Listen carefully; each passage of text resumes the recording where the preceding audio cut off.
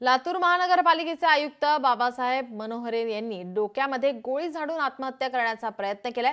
राहत्या घरी रात्री 11:30च्या सुमारास ही घटना घडली आहे।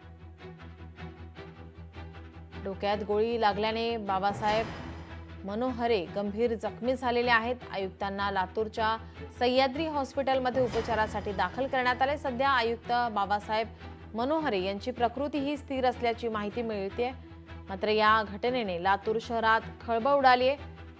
आयुक्त बाबासाहेब मनोहरेंनी असं टोकाचं पाऊल का उचललं याचं कारण अजून समजू शकलेलं नाही। दरम्यान पोलीस या संदर्भाचा पुढील तपास करत आहेत।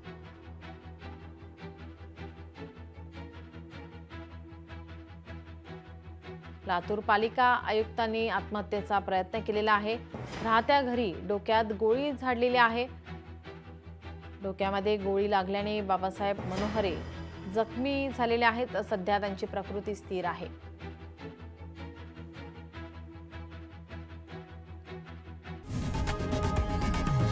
लोकशाही मराठी ऐका, पहा, जागरूक रहा।